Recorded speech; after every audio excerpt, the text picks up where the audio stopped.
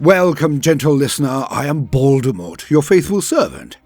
Alas, it is the time of year when I take a brief break to hibernate and work on personal projects that I simply cannot manage while putting out content on the channel. My own book, etc. Still wrestling with that one. Hence, here is a collection of some of the stories sent out this year to tide you over. I expect this to be a big year for both myself and the channel, so do please forgive me this period of respite before the oncoming storm. And so, let us be about it.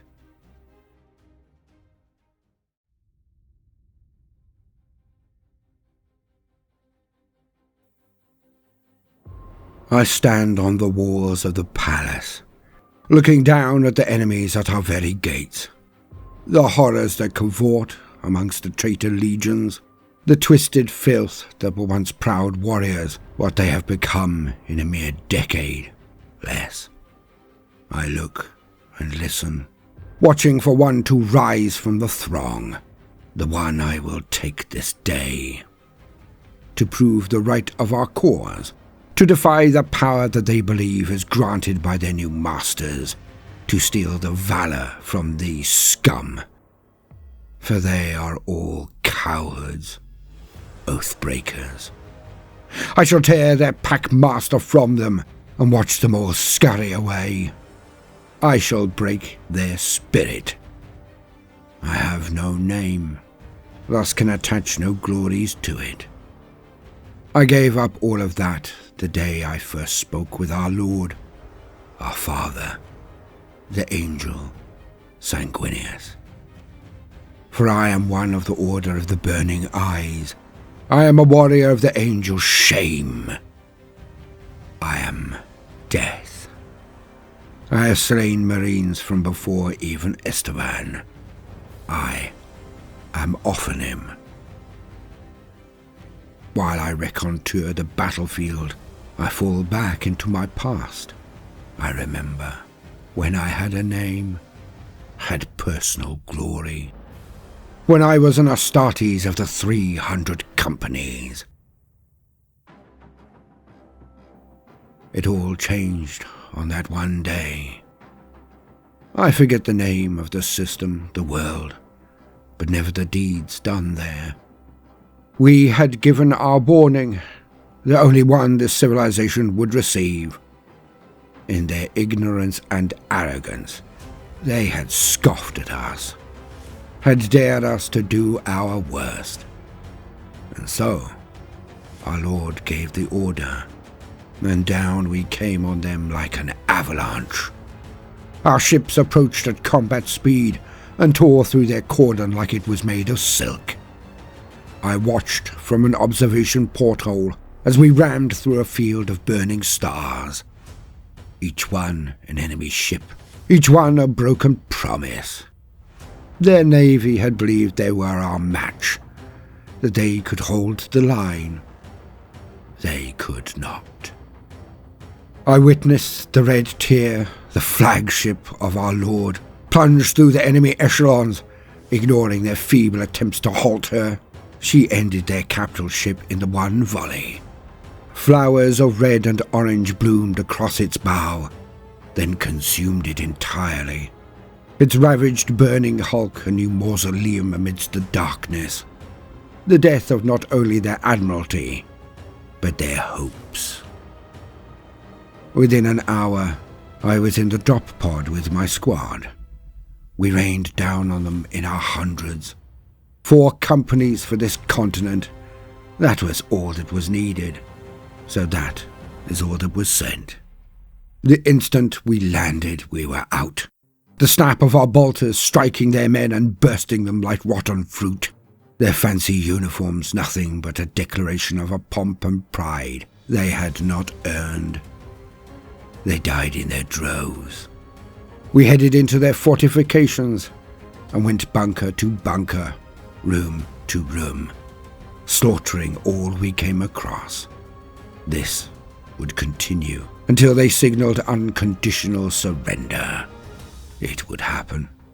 It always happened. When the angel struck, nothing could resist his power. We were his sons. We were his wrath. And it was only a matter of how callous the local lords were, for there would be no mercy, no quarter given until they had learnt their lesson. Not just for the men we fought, not for those who led them, but a lesson their entire culture would remember for all time. Yet, when it finally came, the locals had had enough, and the Vox blared out the recall order.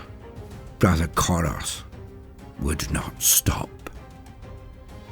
The two of us were secluded, and at first I thought he may have received some form of damage to his helmet, did not hear the order that it was over. He had to stop. I called to him, but received no response. He continued to wade through them like nothing had happened. I raced to him, taking off my helm, raising my voice as loud as I could to break his battle rhythm and give him the order. The enemy were defeated. They would be the subjects of the Emperor from this moment on. Yet Koros would not stop. His bolter had long run out of ammo. He had gone to the blade, as we all had. But his hacking, his fury, it was animalistic. He snatched at these broken men and tore them apart with his bare hands, dashed them against walls and ceilings, rushing through them as if he had been tasked to perform a one-man exterminatus. This was butchery that only the 12th would condone. Even the 4th would demur, I thought. I hailed him again and again, tried to restrain him, but he shrugged me off with ease. His strength was unbelievable. His speed that of a sanguinary guard. He was beautiful and terrible to behold. I used the butt of my bolter to slam into his helm, to knock some sense back into him, but he merely unlatched and discarded it, dropped his bolter and blade. When he turned to me, his face, his eyes were blood red, his teeth bared, his hands now curled into claws that slashed at me like an animal or a nightmare of old night. I fell back from him in shock, but retained his attention. Koros was gone. The red mist of battle had wiped away all that made him my brother, all that made him one of the blood. I reeled as he came at me, with strikes aimed to slay me outright. To my utter shock, he came on at me. I could barely avoid his sweeps. Then, without choice, I drew my bolt pistol and shot him in the head. Still, he ducked, and it only took off the upper quadrant of his head. To my utter shock, he came at me still, grey matter, blood and bone flooding from the missing skull. I had no choice. I evaded again and again, and then took my blade and thrust it through his left eye. And this finally stopped him. It was as if this last blow had brought him back to his senses, for his one remaining eye looked at me so mournfully. In his few last moments, he wept bloody tears, then passed.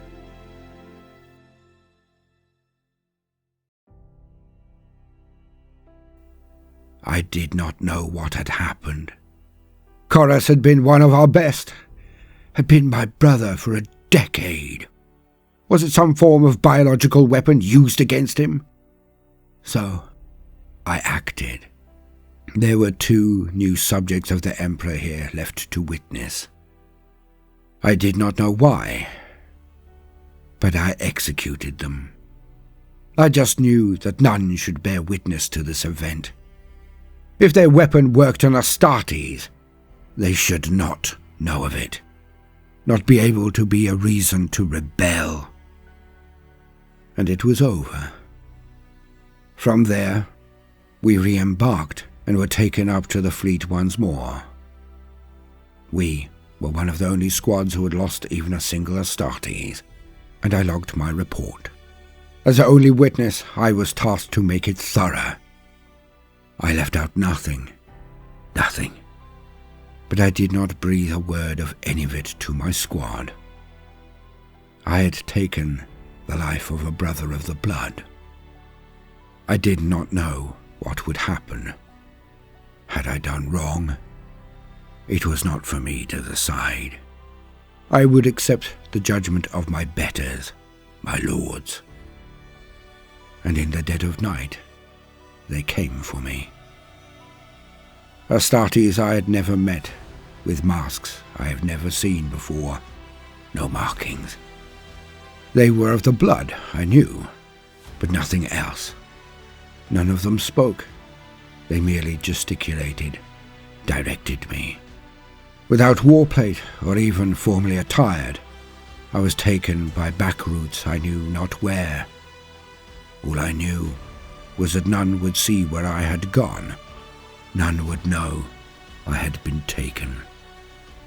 Then, finally, vast doors were opened before me, a room the size of a cathedral, a place of perfect silence and beauty. Our honours draped from every wall, the windows to the void framed in art so exquisite. I was in awe and even gasped when I saw him. The height, the power, the wings. It could only be him. Our Lord, our Master and Father, the angel Sanguinius. The golden guards were at the walls of this mighty hall, but he stood alone. He faced the darkness of the void, waiting for me. I looked to those who brought me to this place. Silently they pointed. I was to approach him. I drew in a long breath to calm myself, and I walked, slowly, calmly, in awe. I had witnessed him before, flying over the battlefields, addressing us all before a major campaign, but never this close. I got to within 10 steps of him. Then I knelt, my knee resounding on the marble decking, the only sound echoing around the room. Though my head was bowed, looking at the floor, I could see his legs move. He turned towards me, and he spoke. "Arise, Closters." I did as he bid without thought. Even if I had wished to, I do not think I could have disobeyed. Yet, my eyes still looked at the marble below his feet as he began. "I have read your report. You have done the unthinkable. You slew a brother in arms." I can hear the sorrow in his voice. I wish a hole could come, suck me into it. I cannot stand before him. He then steps closer and reaches down, resting his right hand on my shoulder. "Look at me, Closters. Look at me, my son." I slowly raise my eyes to look into his, and I want to wail my repentance. I want to fly from those eyes.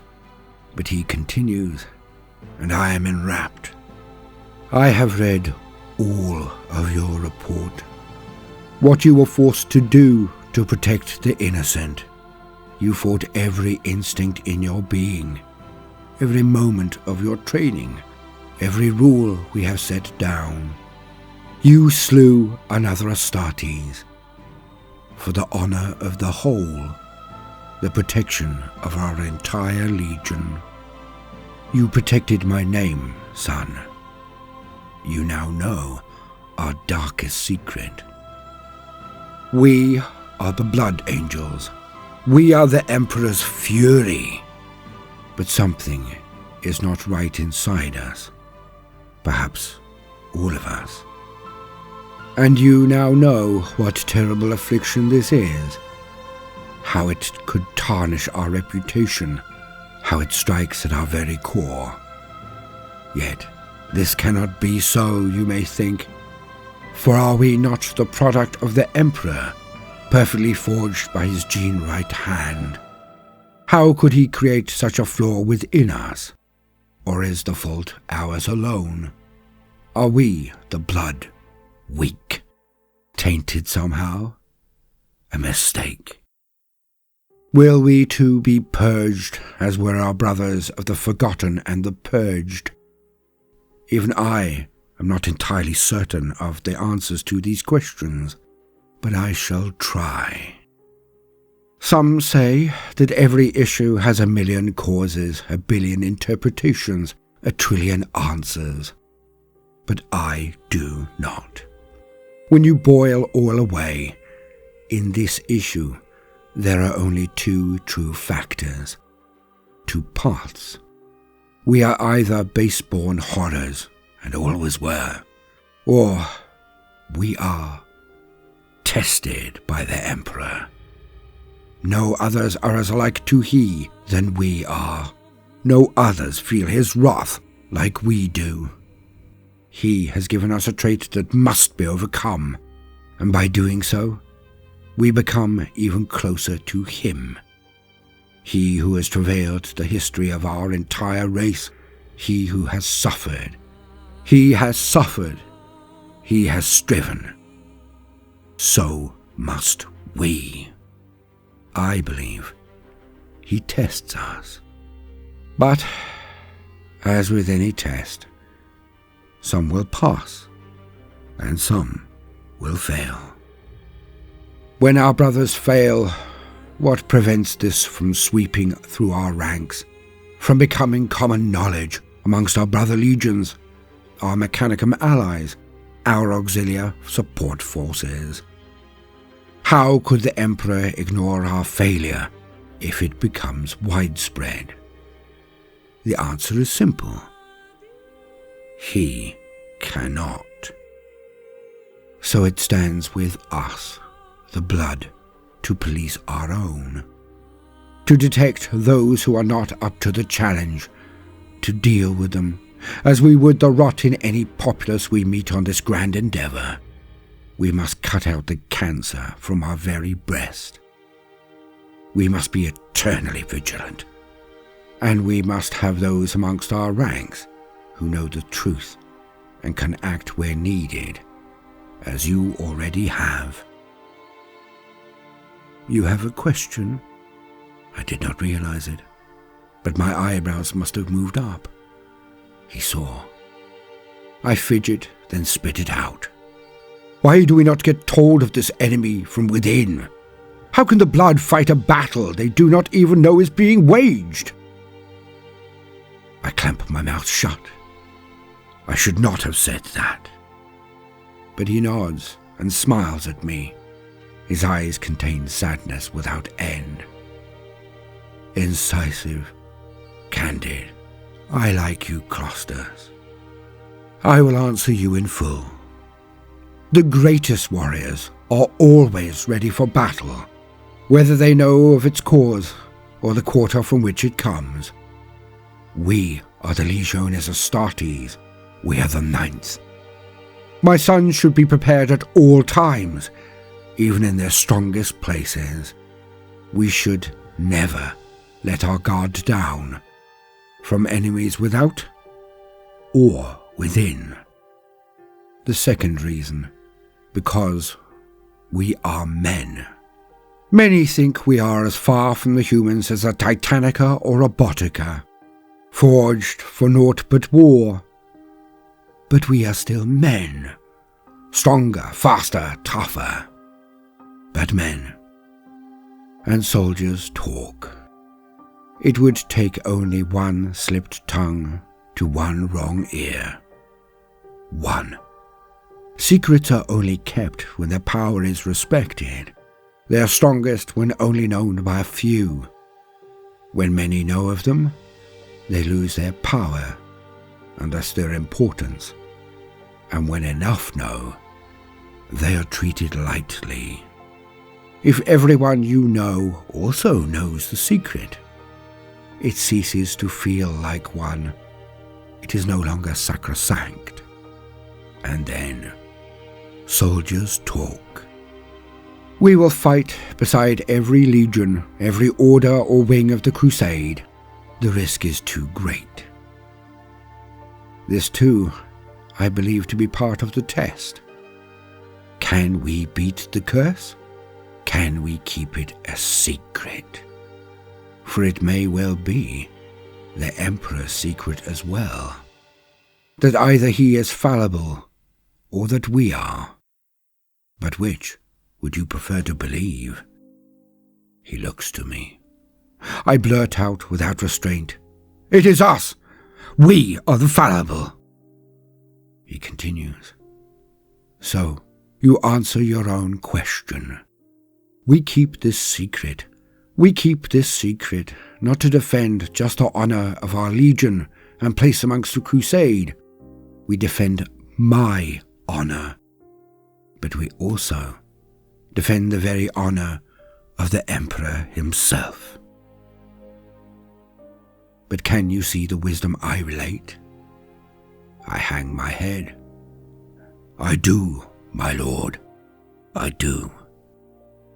"Then you know my judgment already." I look to him wide-eyed. "Judgment?" "Aye. Although you did the right thing at the right time for the right reason, still, there is the blood of your brother dripping from your very hand. You could not restrain your brother. You did not have the strength.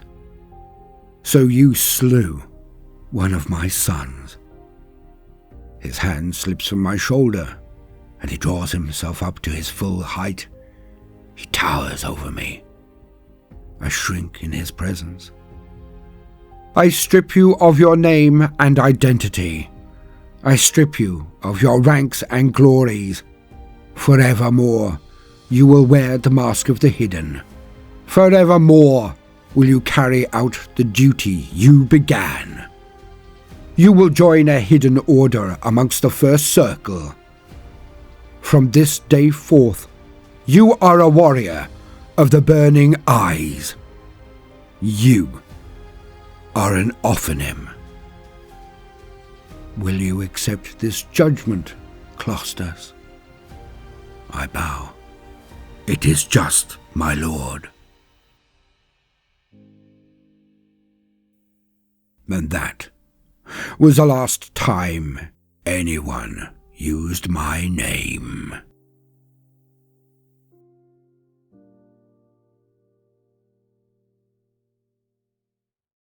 Story continued from the Angel and the General playlist. From the Board Library. Tradition. Into the enemy's dark heart we pierce. The blood spares. What should have been a day of joy, a moment of exuberant but solemn grandeur, had turned to horror. Chapter Master Damarian Damon slowly lifted his left hand and calmly wiped the sizzling spittle from his face. The shock had silenced the room, but now it burst into thunderous clamour, as one, the score of Marines to his rear, now bellowed with fury and took one step forward, drawing their swords, combat knives, power mauls, and flicking them to life. Rage. Like lightning, the chapter master swung on his own men, raising both his hands like claws and baring his fangs at them, letting out his own hissing growl. Every last Primaris stepped back and snapped to attention. They knew his berserker power. He had led them to countless victories working in tandem with General Mastima. This was the first time any of them had seen him display even a single iota of wrath outside of the furore of battle. They noted the black rimming around his pupils. Someone was going to die. The blood spears were a strange founding, formed from the grey shields due to a 1-in-a-million missive penned by an unknown and unheralded regional Astra Militarum general. He honoured a chapter that had been exterminated by greenskins. Yet in death, they had shown such virtue, such sacrifice and honour, that it was deemed that their chapter should be resurrected. And they found one, just one, Marine left of that line, Damarian Damon, who had been so bitterly injured he had been interred in a dreadnought. Yet he was offered the choice and crossed the Rubicon Primaris. And it was this last scion of the Bloodspears who had been given their command, had been elevated to chapter master. Their old chapter monastery was even now still in the throes of being reconsecrated and rebuilt. So little of their heraldry, banners, artifacts, and honour had remained the advent of the rapacious orcs. It was truly a chapter reborn, and it was still growing into its identity. The Primaris Marines were strong and courageous, true sons of Sanguinius, yet they knew so little of their pedigree, and Damarian Damon was not a voluminous rank. He knew so few of the inner traditions that made the Bloodspears who they were. A new crusade had been called, with Damarian Damon at its fore, he and the general who had helped bring them back from the annals of history. So, when their deep-ranging scout forces stumbled upon a stasis envelope, they inspected it immediately. Beyond all hope, within it, was a strike cruiser of the original Bloodspears chapter. Idents all checked out. The Mechanicus took weeks of readings and study, prodding and probing, before they finally collapsed the field and freed the cruiser within.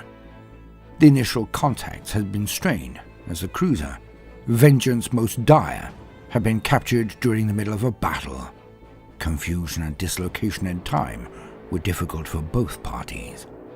But eventually, the Vengeance crew were brought to see what had transpired, and informed that they had been in this state for over 1,000 years. The Vengeance had 32 Marines on it, and a core squad of Vanguard veterans. Of all that could be found, all that could have helped the chapter, it was a find worthy of celebration. For the veterans of the first would know all: the heritage, the pedigree, the secret rites of the chapter.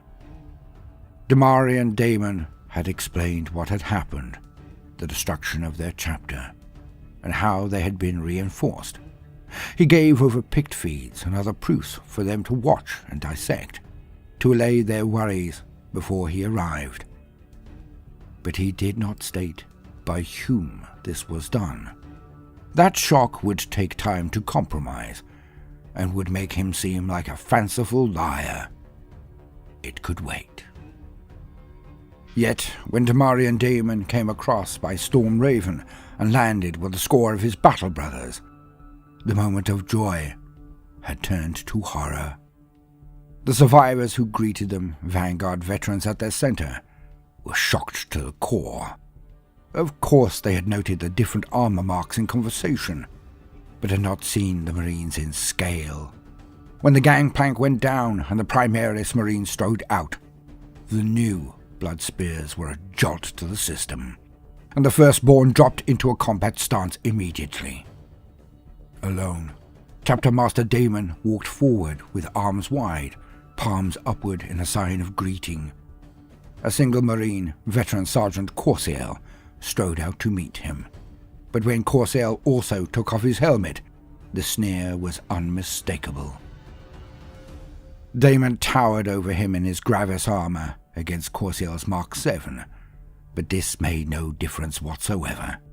In fact, it may have been the cause of the contempt.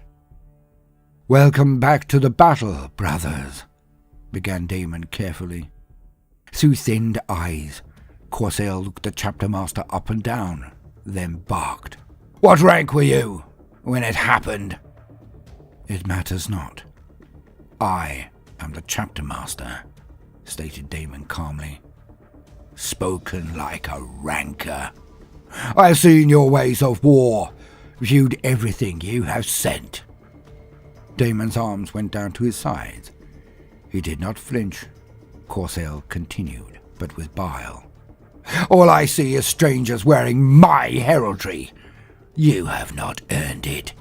You have no right to it. You dishonor me, my men, and our true chapter." Damon blinked once, then responded in a level, neutral tone. Veteran, we need you. I need you. To show us the old ways, to resurrect our deep traditions. But I will not have you disrespect me or my men. We are sons of Sanguinius, and by your leave or no, we are blood spears. And that is when it happened. The veteran hawked dramatically and spat right into the face of the towering Damarian Daemon. For leadership of this chapter, I challenge you. Hence the Primaris Marine's reaction, and Damarian Daemon's growl at his own men, bringing them back into order. He then turned back to the veteran and nodded. The veteran was technically the highest-ranking Bloodspear. He had every right to challenge. Yet, Daemon had been given his mandate by the Lord Commander himself, the Avenging Sun, the Primarch amongst us, Rabute Gilliman. He could argue his point quite clearly. Yet if he did not do this, could he ever gain the fealty of these most important brothers, those who knew the soul of the Blood Spears? He made the decision instantly. I, Damarian Daemon, Chapter Master of the Blood Spears, accept your challenge. Corsair stepped back 5 paces, as the veterans and other firstborn now made a semicircle around him. He stretched out his right hand, and a power spear was thrown to him. He did not even look at it, but snatched it out of the air and twirled and twisted it in his hands like a seasoned avatar of war. Daemon went to draw his sword, but had a vague memory of seeing one lecture on this subject. He sighed deeply to himself, and then opened his hand towards the other veterans across from him. Not one of his own men, nor he, carried a spear. And he now knew the depths of their disdain, as a veteran slid a spear onto the floor and kicked it to him. It clattered across, and Damarian bent down, which looked ungainly in his massive Gravis armor. To the firstborn, he must have looked almost like an Ogrin. Yet, when he rose, he took the spear and did not exert one sweep or twirl. He merely stood stock still. The Primaris Marines then mimicked the firstborn and formed a semicircle to Damarian Daemon's rear, but it was certain that the circle was not complete. No firstborn or Primaris wished to venture too close to the other, not under the circumstances. Did they think the Primaris were chaos-tainted? Did they not believe them Imperial servants? With an entire fleet made up of Militarum de Mechanicus, Sisters of the Orders, did they still question their loyalties? Or did they simply sneer at those they did not trust, did not believe had replaced them? Was this simple envy? None had the time to complete this train of thought, as Corsair did not even bow before launching himself towards Damarian Daemon. The veteran was swift and sure, his lunges coming forward like a tidal wave. Daemon was faster, stronger, bigger, yet he was pressed back instantly. The spear tip of the veteran near striking his face 12 times, clattering off his Gravis armor more than a score. Each one leaving a chip, each one diminishing Daemon in the eyes of all present. The chapter master struck back as fast as he could, but the difference in skill and experience with the spear was embarrassing.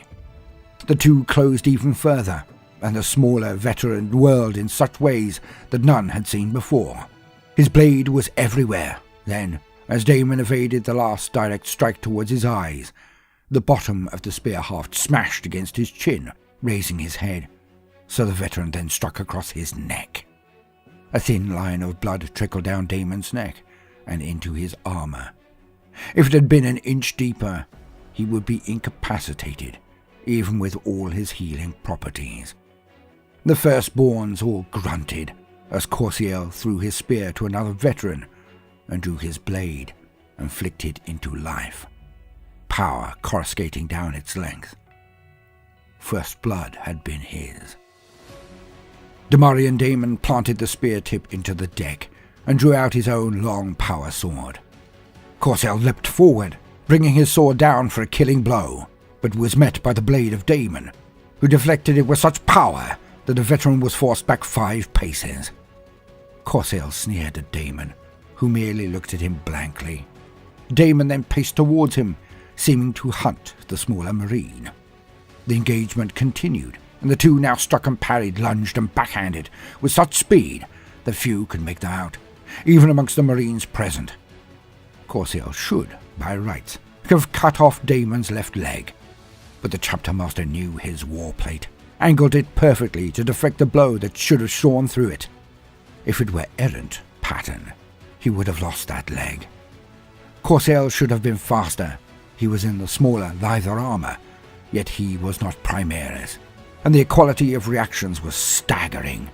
Even in this gargantuan armour, the chapter master was matching his every stroke, until the last. The power sword of Corsael penetrated the guard of Daemon and nicked his face again above the right eye, the crackling energy field along its length cauterizing the wound as it was made, evaporating his eyebrow. The stench filled the room, and another grunt went up from the firstborn, a few punching the air. The Primaris looked on in despair. None knew what would happen now. None but Daemon, and so, of course, did Corsael. The veteran then sheathed his blade, as did Damarian Daemon. Corsael panted now, not in fatigue, but out of pure rage, as he glowered at the chapter master and spat. "You have none of our skills, chapter master! Now, let us see if you have any of the angel's rage!" With the last word, he tore towards Damarian Daemon. The Primaris, as one, took one step back at this bark. It was not to control themselves. It was certainly not out of fear. They did so to give their master the room he needed for his demonstration. Corsael bore his fangs and bellowed as he came, only to find himself suddenly wide-eyed. Damarian Daemon showed his fangs and powered towards the veteran. The two crashing into one another, boots and fists raking fingers across faces, headbutting now erupting to such a degree the blood was filling the air. But little of it was the chapter master's. His armour protected him from every last body and limb shot Corsael smashed out. They bounced off like the slap of a toddler. Daemon then retorted with a fury few had witnessed. His repeated blows cracked the breastplate of the veteran. His seemingly slow kick smashed the boot protection of Corsael. Daemon then struck him hard in the chest, breaking the war plate. But as Corsael moved backwards, the chapter master snatched at him, the reach difference making it an easy task to gain purchase. Then the enhanced strength of the Primaris Marine in Gravis armour launched the firstborn into the air. Daemon stepped forward and waited for Corsael to fall. Using a devastating two-handing haymaker on him, Corsael was shot back into his own men, bowling 3 of them over. The blood spears were not ultramarines. They were not like their cousins on Baal. Theirs was the fury, and the chapter master knew it. So he had to prove that he was no construct of another's mind. He was a son of Sanguinius, and he was a blood spear. Daemon did not tarry, gave no quarter, as he then charged into them as they rose. But he did not contend just with Corsael, who could barely rise. The chapter master slammed into Corsael, launching him towards a wall that shattered with his strike. The veterans who stood up now brawled with him as well, and he dispatched them all one after another. A huge kick into the chest of one, a bear hug that broke another. Daemon did not howl, did not curse, but did not stop. For their part, the veterans were close to the tipping point. Seeing their lord defeated so easily by a man wearing their livery, it was to be expected. They worked on rage alone. But it was not enough. It could never match that of Damarian Daemon, the last survivor of his chapter, he who had witnessed the blood his brethren exterminated. He carried that pain and rage into this battle, and unleashed it on his firstborn brothers. Damon took on every last one of the half-dozen firstborn who moved against him.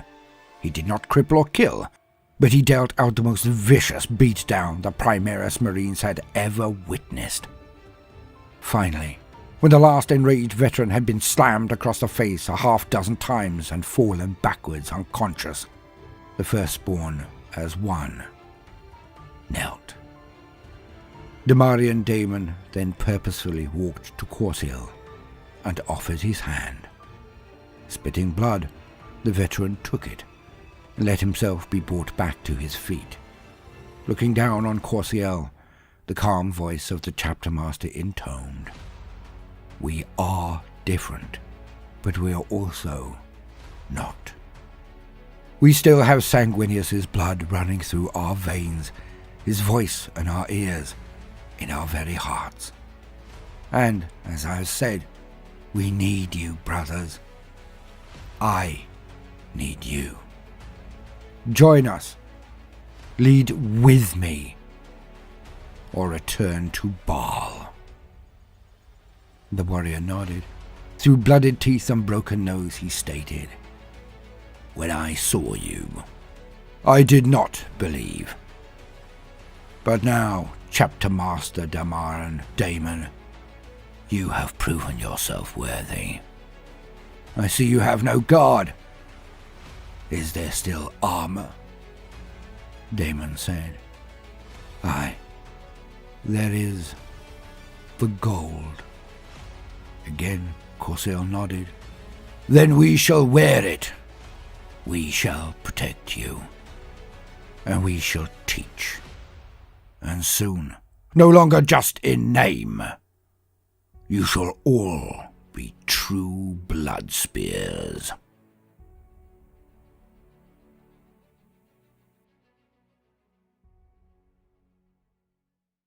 From the Bald Library, There Be Dragons. From the high walls of Fort 243, Colonel Terramon looked at the slow sunrise in resigned despair. In a few hours, the morning show would begin, a ritual he had despised from its first occurrence, but one that had to be performed. On the dust-strewn plains, a horde of orcs cavorted, laughed, and drank their vile grog as they prepared for the day's festivities. There was no other word that quite fit. They would become raucous after the event, then sally at his walls. But their victory did not make them more potent or driven. They would toast their big boss very heartily and laugh and jeer at the guard forces as they performed the ritual of attaching the loser's head to a stake. Then they would attack, and this all made them even sloppier than usual. When this was applied to the greenskins, it was quite some margin of ineptitude. Yet there were so many of them, it barely mattered. But that barely was all that kept Colonel Terramon and his regiment alive, for now. He had been told to hold this position and await for reinforcements. He had chivied and boosted his men each day to hold on. The Emperor had not forgotten his warriors. Salvation was coming, he would tell them. But Terramon had a dark secret. He knew this to be a base lie. He had lost contact with adjacent fortresses 7 days ago. Planetary Command had gone silent 5 days ago. This meant his 213th Regiment could well be the last bastion of human strength on the entire planet. Alternatively, it could merely mean that something had happened to the comms arrays. But the orcs were never that skilled, never that capable in strategy or ability to cut off communications. They were dangerous, but they were a blunt instrument. And Terramon could not shake the rock-like feeling in his gut that they were all that remained of humanity on this world. 4 days ago, A massive orc had arrived amongst the enemy, and on that morning he had walked with an entourage to within range of the walls and began taunting the defenders in Gothic. A few snipers had attempted to take him out, but he was surrounded by some form of field. This was produced by his entourage, but none could get a shot at them either. After an hour of the orcs strutting and derision, the effect was noticeable. The colonel's men had shrunk back and looked doleful. The orcs were crushing the will of his men and women. So, the commissariat, witnessing this all, had demanded the right to answer the scum. And the event, began. Every day the orc boss would march out and begin its taunting. Then the doors of the fortress would open just wide and long enough for a single man to walk out to meet him. Commissar Talbot had been the strongest chance. He had taken his power sword and bolt pistol and done his duty. He had not lasted 10 swings of the orc's power claw, and the orc had taken his head and placed it on a spike. What followed were hours of orcs laughing and drinking their grog. Then the boss walked back out of the horde and raised said power claw, and the attack had begun. The death of the commissar had not been in vain, though. His colleagues used it to fire up the defenders, to make them angry, and they would deal out a crushing defeat to the attacking hordes. The orc boss simply chortled through it all and went back to his tent at day's end. The orcs were going nowhere. The boss would not engage in the frontal attack, and Terramon's sinking feeling seemed to be confirmed. The greenskins had all the time in the world, because they had killed everyone else. Terramon wanted to call an end to it, but the commissariat refused point blank. And now 4 heads were on stakes outside of range. Terramon was running out of commissars. The sun poked over the distant mountains that marked the beginning of the plain, but Terramon's eye was drawn skyward. There was a light, a shooting star, he had thought. Was the Emperor sending a sign? Was this the day? Should he get his soldiery ready to make peace with their souls? But the star did not stop. It did not burn out, and it was getting closer. The autogun emplacements now tracked up at it. The star was headed towards his fortress. But he could see. It was a tear shape now. Colonel Terramon's vox bead screeched into life. "Sir, we are receiving Imperial idents. Whatever is coming at us, it's one of ours. It's..." But Terramon did not need them to say it. Like a vision from legend, he recalled it from his training at the Scola Progenium. He knew. His heart beat at a breakneck cadence as he drew his chain blade and pointed up at the descending teardrop. All around him followed his direction and witnessed it. "Men, women, warriors of Faramon, warriors of the Imperium, look, see! What did I tell you? The Emperor! He has sent his angels!" The exhausted faces around him now broke into grins, and cheering went up. The teardrop of metal came down in their open courtyard, and fire belched from its underbelly for a few seconds, only barely slowing it before impact. And then the cheering ended.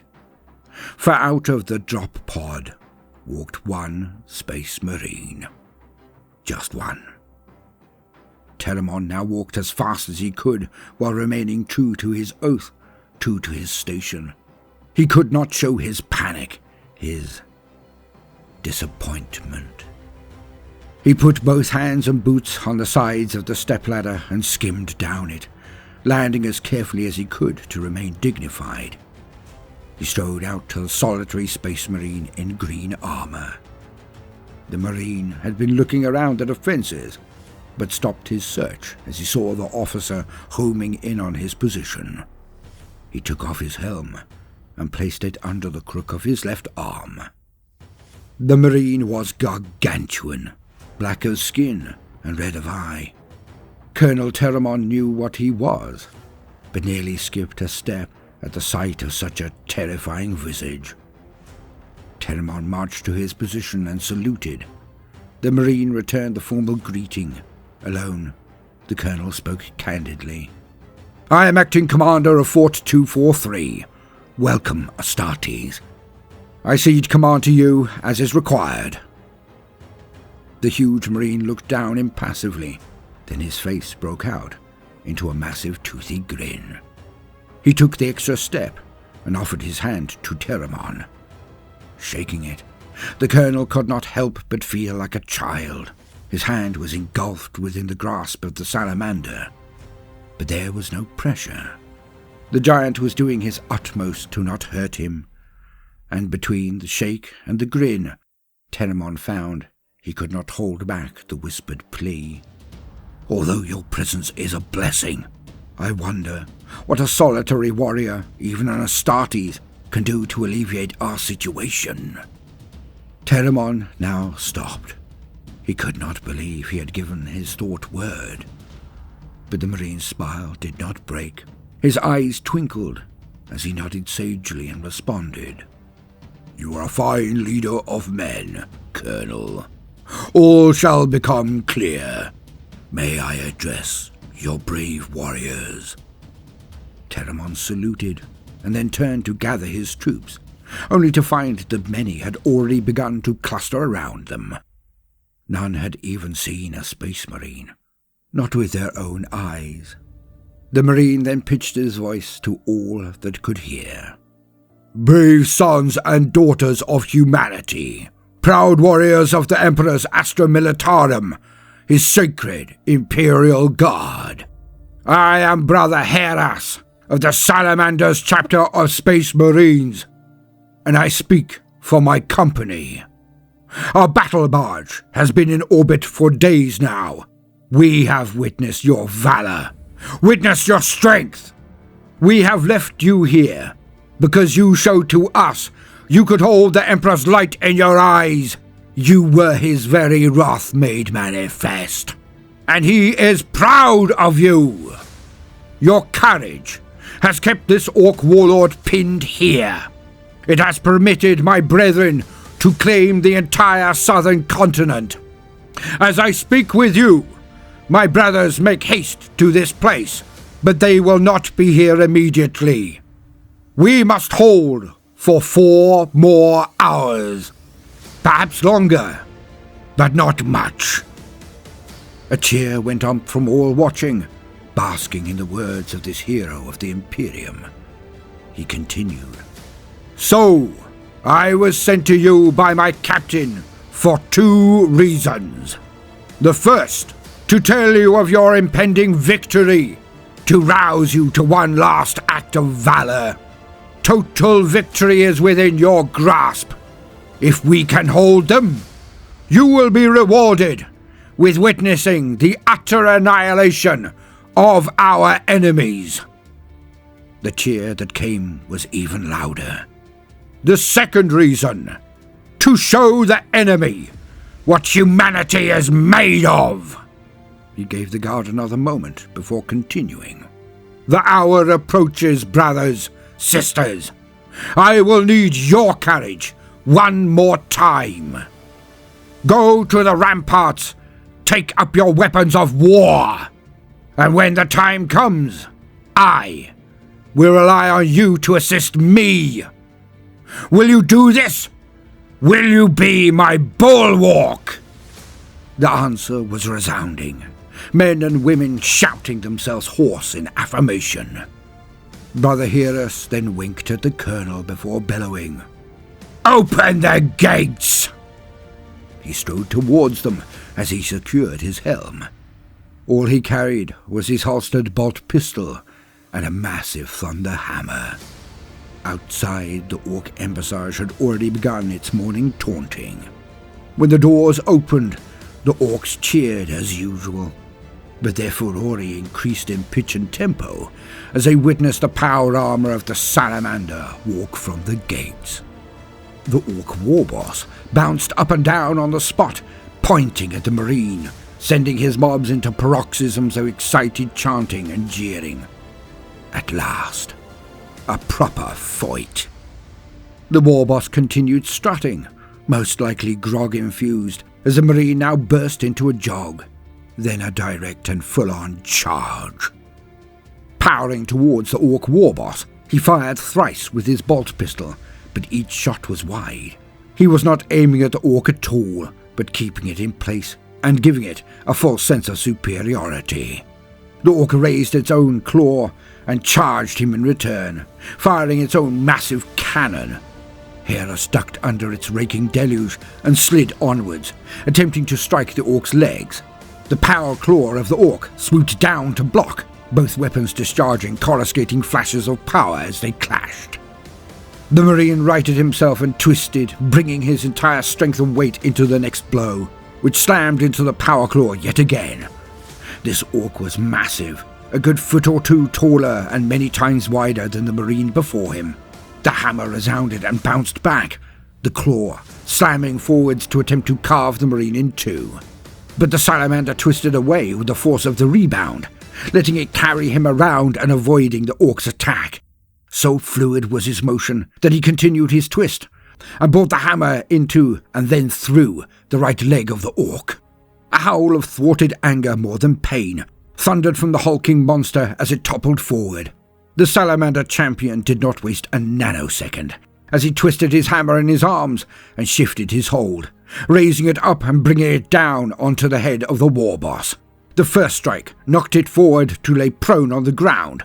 The second and third strikes made the orc's head into a mush on the dusty plain. The orc ceased cheering at that moment, but it was not over, not nearly.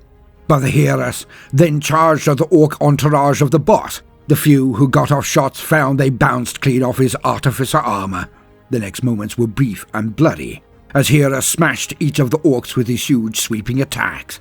At a word from Colonel Teramon and the remaining commissars, every soldier on the parapets now snapped out of their watchful state and leant forward on the battlements, las guns aimed down at the orcs, and their eyes became saucers. Job done. They had expected the salamander to rush back to the gates, back to the protection of the fortress. They did not expect the salamander champion to stand his ground and jeer at the orcs in gobbledygook, his vox amplifying his tirade of invective at the stunned greenskin horde. It had the right effect.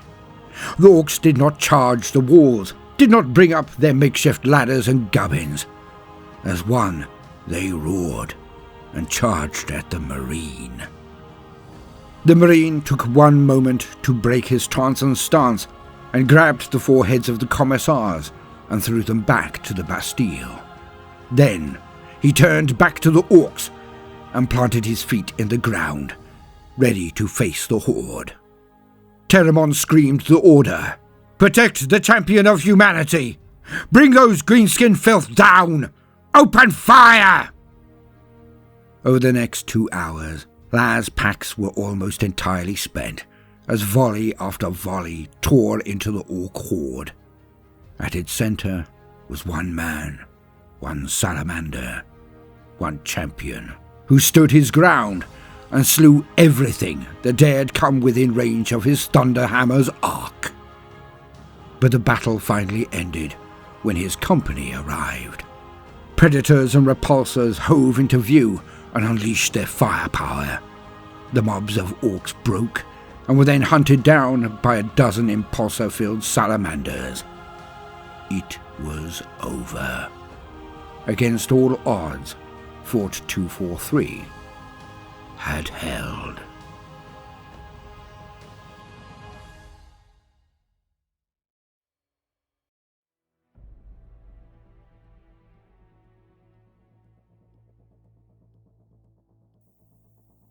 They had fought for 7 days without respite.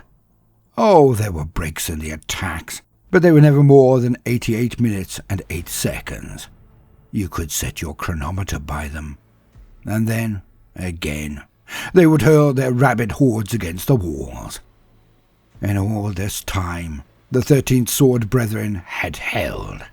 The enemies did not have to scale ladders or bring up unstable, swiftly constructed towers now. They simply charged up the ramp made of their own fallen dead. But the moment had finally come. All battles hinged on this moment, the time when victory or defeat would be snatched. Crusade Ancient Kesselring could feel it, practically taste it. The moment, it had arrived. He had known it some hours before. This was the 8th day. The enemy would perform their last pushes. For them, it was now or never. And Kesselring had done what any ancient should. When the entire localized command staff had fallen, he had taken charge. All along the war zone, the scum were being destroyed wholesale. It was only here, Bastille 696, that was beset. The Ancient knew the progress, tempo, and import of the scouring war going on across the globe.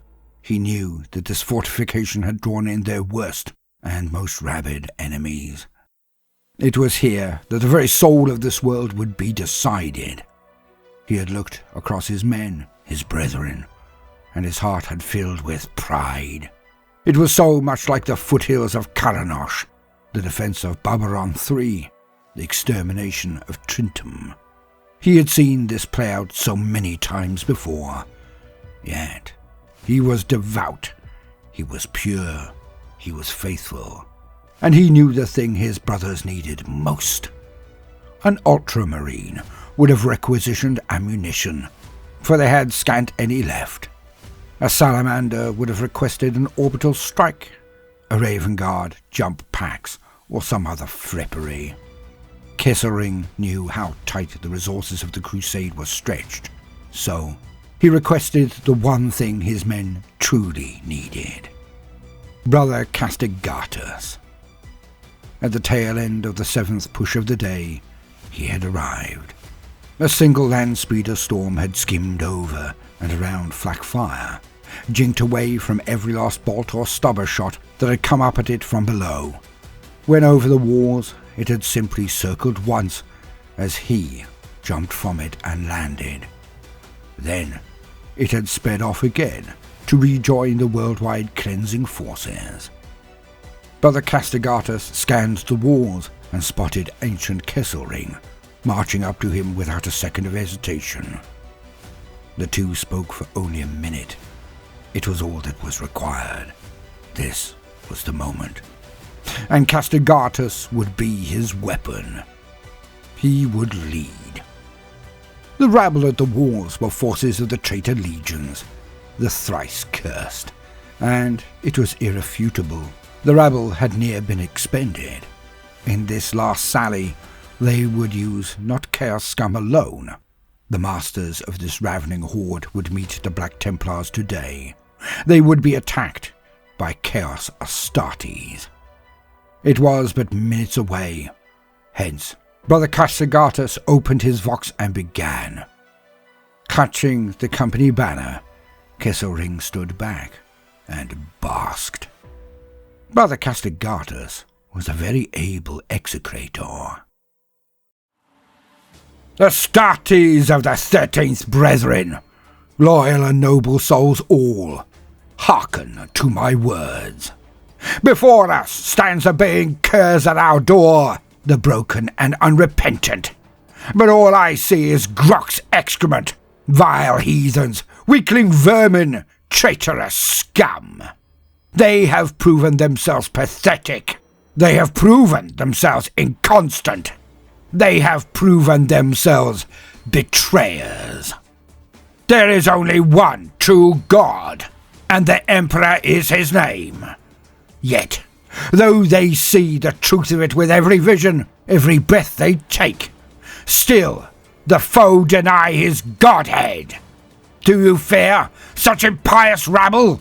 Do you fear such undisciplined souls?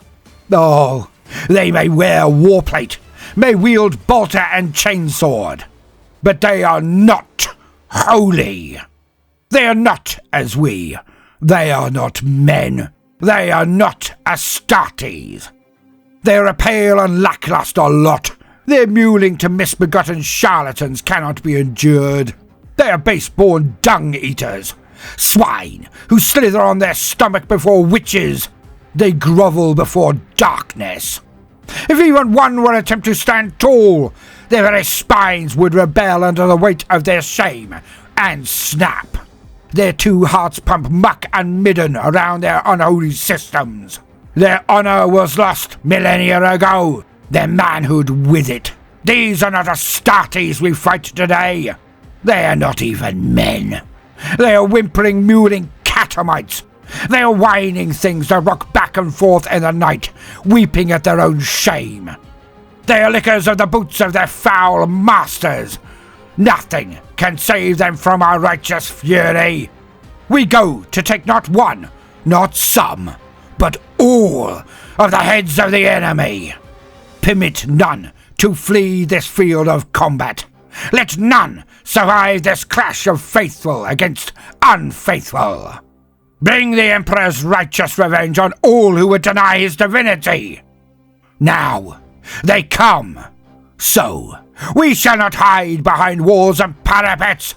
I command you now, brothers, throw down your bolter, draw sword with me. Unleash your devotion, unleash your faith, unleash your wrath. Death to the traitors! And with that, Brother Castigatus leapt from the walls and charged down the rampart made of stacked dead bodies, sword held high. Crusade Ancient Kesselring was only 2 paces behind him, as the entire sword brethren followed. Each had dropped their bolter before they moved. Each had drawn their sword. Each now joined the avalanche of Black Templars that had turned an assault into a defence. Castigatus was without fear, as he charged straight towards the pennants of the enemy lord, the very centre of their line. Like a fighting wedge with him at its centre, the Black Templars crashed into the traitors. The Templars had to wade through lines of cultists 10 deep, but this took scant minutes. Their fury was unmatched, their butchery a sacrament to their god. The Chaos Marines attempted to fire into the oncoming Black Templars, ignoring their own cultists. But few rounds hit before the wedge of black-clad Marines struck the traitors' lines. Kesselring backed up the chaplain, but that was all he needed to do. To make sure he could get to his target, the Chaos Lord. To do this, Kesselring and the 2 Marines next to him took out grenades and hurled them in front of the chaplain, clearing a path amidst the scum. Even those Astartes that were not slain by the crack grenades ducked and covered, leaving a clear path. Castigatus took the 10 strides necessary and launched himself at his target. And what transpired next was the greatest duel Kesselring had ever witnessed. Around them, the Templars were exterminating the cultists and traitors, but here, in this place, all around them stood with bated breath. The Chaos Lord had the experience and the power of old. He was a true veteran of the Long War. Yet Castigatus was like an emperor's champion. He shone with the light of their lord. And all throughout their clash, he derided and prodded his enemy. Until finally, Castigatus hit pay dirt. The Chaos Lord lost his composure and swung out with a wild killing blow. One Castigatus had watched for. Ducking under its swing, coming up with his blade from below, he gutted the traitor, impaling him and raising the scum high in the air. All around screaming broke out, as the traitor's last breaths were replaced with a waterfall of blood coming from his mouth. He was dead. The enemy broke and attempted to run. Alas, they could not get past the camp slaves fast enough, slid on their own dead, or were simply so dumbstruck at their defeat that they were near paralyzed. They hesitated, and it was their undoing. The 13th Sword Brethren would fight on for another hour. The Eternal Crusade had performed its sacred duty once again, and none of the traitors who marched under this Lord's banners survived.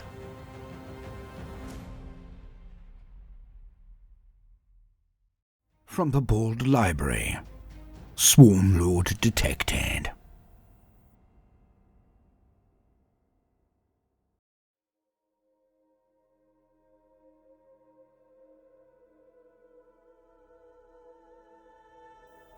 Klaxons alarmed throughout the Bloodspear's strike cruiser, unfettered wrath, as soon as they had translated into real space.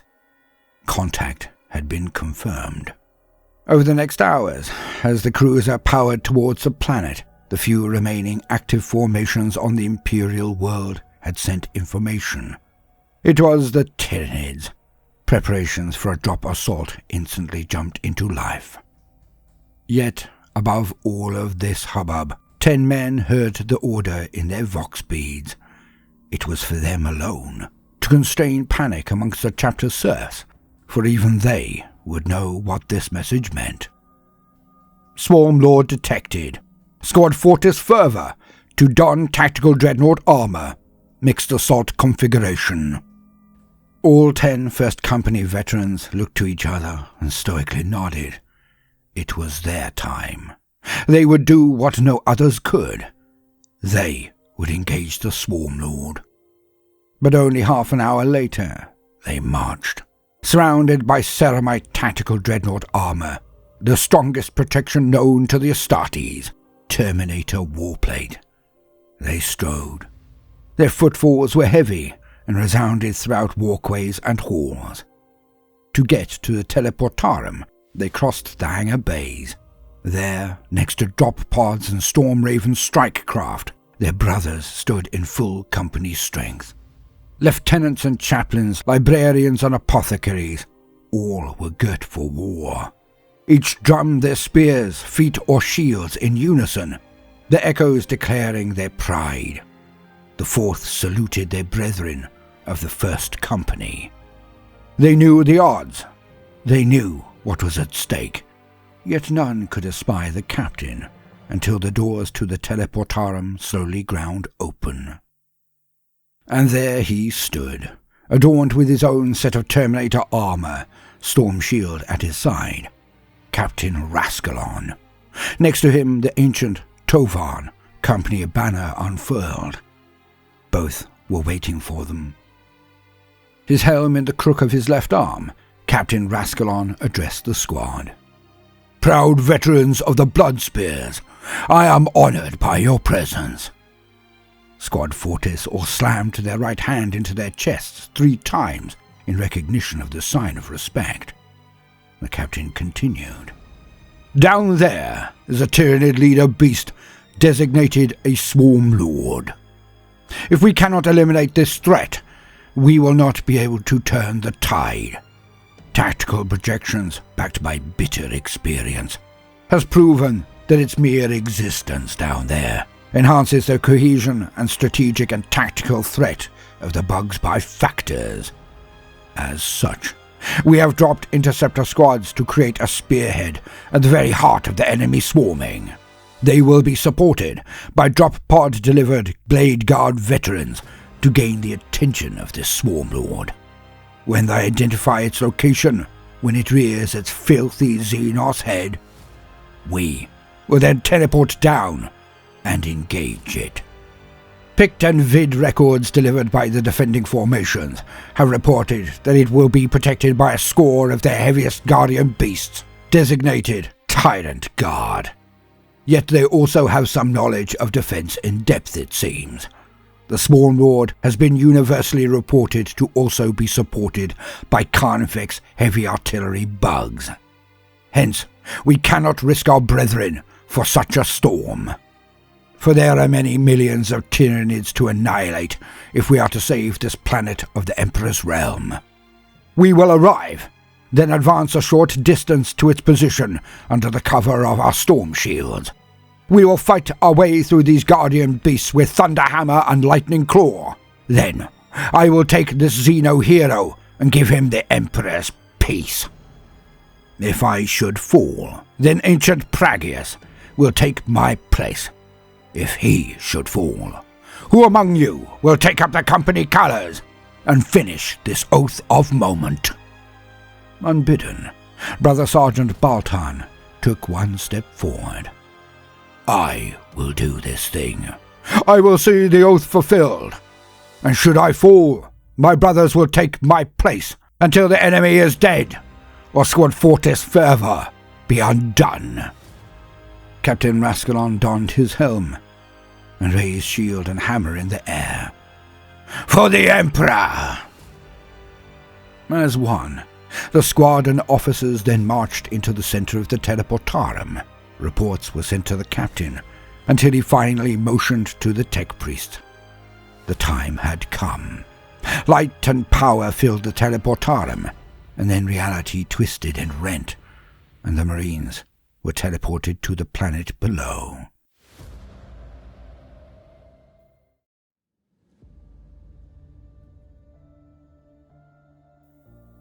A burning ball of light expanded on the planet's surface, and out walked Captain Rascalon, Ancient Praegius Tovan, and Squad Fortis Fervor. It was pandemonium from the get-go. Above them, jetpack inceptors ranged the battlefield, shooting down heavy bolt rounds and plasma into the Tyranid forces, when they were not shooting or batting gargoyle Tyranids out of the skies. Behind the Terminator squad, their brethren Blade Guard veterans had formed a circle, were adding to the bulwarks of dead Tyranids around them. Regular balls of bioplasmatic death plumed and slammed into the Blade Guard shields. Yet, due to their experience and skill, only one veteran had fallen so far. They had done their duty. They had gained the attention of the beast. Advancing fast on the Blade Guard position, like an avalanche, came a wall of Tyrant Guard. Captain Rascalon raised his thunder hammer into the air and lowered it towards the oncoming heavy bugs. And the Squad Fortis Fervor broke out into a counter-charge. Swinging hammers and, behind the front 5 Terminators, the lightning claw-equipped Terminators sliced through anything that came over the top of the storm shields or attempted to flank the block of Marines as they charged. The company batter fluttered in the wind as Torvin bellowed the litanies of hate as if a chaplain himself. The impact with the Tyrant Guard was a meeting of two unstoppable forces, and if the Tyranids were fighting near any other men or women in the galaxy, they would have stormed straight over them. The Bloodspear's Terminator veterans dealt out death like nothing the bugs had ever witnessed. Their sheer fury, a sight worthy of the Emperor's own eyes, worthy of the bloodline of Sanguinius, the Angel of Righteous Wrath. Behind them, the Blade Guard broke their circle and charged, to prevent the Terminators from being enveloped, inceptors forming up above the Blade Guard. This was a once-in-a-lifetime opportunity. If they failed now, the company and planet entire would be consumed by the Xenos. Yet, the Tyranids were no less savage in their attack. Tyrant Guards sacrificing themselves by pulling on the storm shields as they were dispatched, slowing the Marines, if not making them open to attacks from the bugs that came in the second and third rows of defenders. The Terminators were still proof for most of their attacks, losing none of their men despite the furore of their enemies. But now, they could all make out the approaching bulk of their quarry. The towering Stormlord had come. The captain gave the word. Now! The front line of Squad Fortis broke the shield wall, and the lightning claw-wielding Marines burst forward, carving a route to the Xenos Warlord. A pathway that was immediately used by Captain Rascalon and Ancient Torvin to advance on the Swarmlord.